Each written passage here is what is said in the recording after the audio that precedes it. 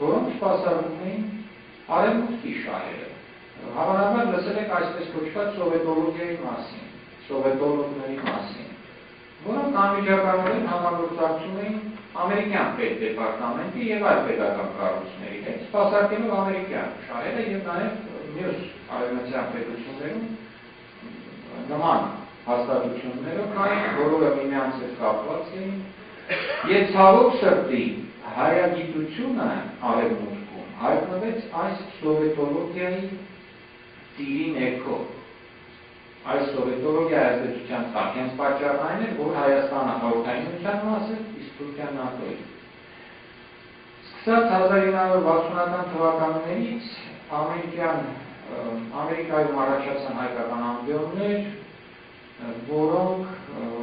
կարծես թե կոչված էին հայկական շահերը պաշտպանելու եւ որոշ աշխատանք հայտնության տարան։ Բայց ցավոք սրտի մենք եւ հետազոտենք ուշադիր նրանց կատարած աշխատանքը կտեսնենք, որ այնքան էլ կիրառական քաղաքական ուղղվածություն այդ աշխատանքը չունի եւ ավելի շատ հաճախ այդ անգլիների կատարած աշխատանքներում երևակում է, այսպես երևում է ոչ հայանապաստ դիրքորոշում։ Իդեպ անգլիների վարիչները կարող են լինել եւ հայ եւ ոչ հայ, դրանից մեծ տարբերություն չի լինում։ Ես այդ մասին 1998 թվականին գրել եմ մի առանձին գիրք Հայաստանի պատմության լուսաբանում ամերիկյան պատմագրության մեջ քննական տեսություն, որտեղ մանրամասնորեն անդրադարձել եմ այդ երևույթներին։ Խնդիրը ոչ միայն ամերիկյան հայագիտությունն է, այլ ավելի լայն առումով արևմտյան հայագիտական ուսումնասիրություններն են։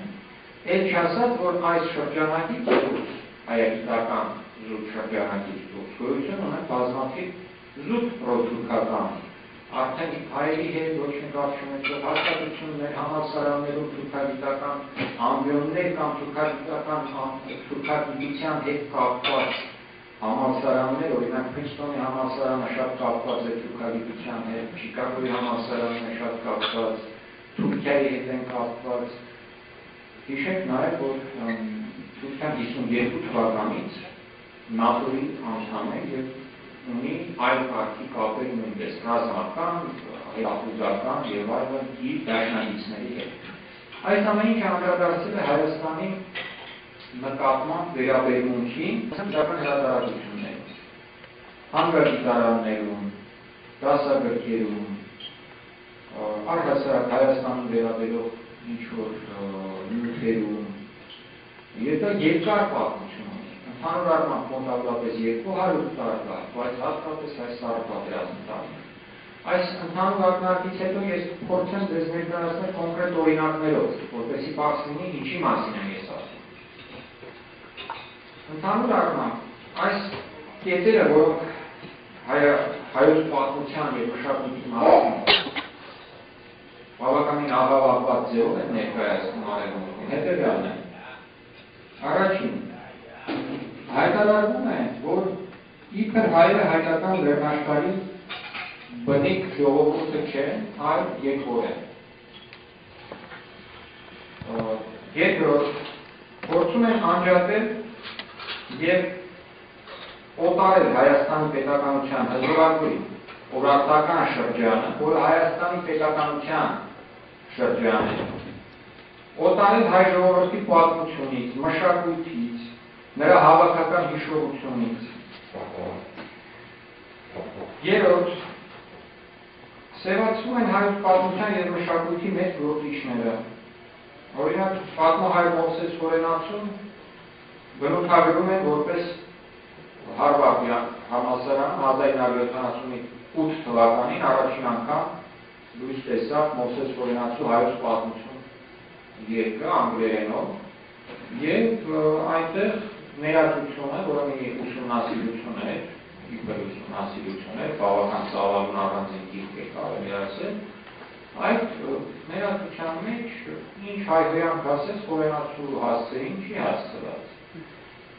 Ես կարող եմ ընթերցել օրինակ մի քանի հատված, որ հետո պատկերացում ունենանք։ Կարծում եմ անգլերեն բոլորը գիտեն եւ ես երևի կարդամ հենց անգլերենով։ մի քանի, այսպես ասած, պահեր։ Ուրեմն արտանիշը Ռոբերտ Թոմսոնն է, որ հայագիտական ամբիոնի վարիչ էր երկար ժամանակ, հայերի փողերով հենց աշխատում։ Թոմսոնը Մովսես օրենացում մեղադրում է բոլոր հնարավոր եւ անհնար մեղքերի մեջ, ներառյալ խաբեությունների, mystifications,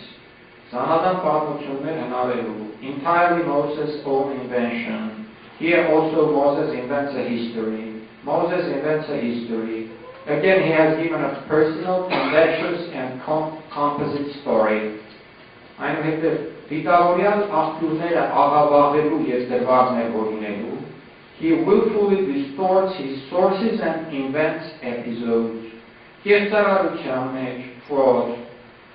կատարյալ կեղծարարության մեջ, complete fraud, այս բոլորը յուրաքանչյուրում մի հայհոյանք կա այսպես, շարունակվում է ասենք, աղավաղումների նորից, Moses definitely distorts his reading of Josephus, իր աղբյուրը կեղծելու, has fixed his source, հայկական անունների համար անհավատալի ստուգաբանություններ առաջարկելու, Կեղծիկով Հայաստանը համաշխարհային ասպարեզ մտցնելու, false introduction of Armenia onto the world scene, գոյություն չունեցած կերպար պատմության բեմի վրա ավելացնելու, Moses has added a non-existent character to the stage of history. Part of Moses' Armenianizing of history. Եվ այլն արդեն ձեր գլուխը չտանեմ, patently fraudulent claim, the chronicle was widely plagiarized by Moses, արդեն գրագով է դարձավ Մովսես Խորենացին, կամած դետալային ինչը գալիս հասնում է նրան, որ Մովսես Խորենացին անվանում է լկտի և կեղծարար խաբեբար. In fact, Moses is an audacious and mendacious faker. Քիչ հետո նորից ավելի է այս միտքը ծավալվում. He was a mystifier of the first order. His protestations of strict methodology were intended to deceive, to divert critical attention, and to encourage acceptance of his own tendentious narrative. Խնդիրը որն է, սա բավական ծավալուն թեմա է, ես փորձում եմ ձեզ ավելի համառոտ ներկայացնել։ Պարզապես սևացված է և անվանակում է հայոց պատմության մեջ ամենահարգված մարդկանցից մեկի մեր պատմագրության հիմքին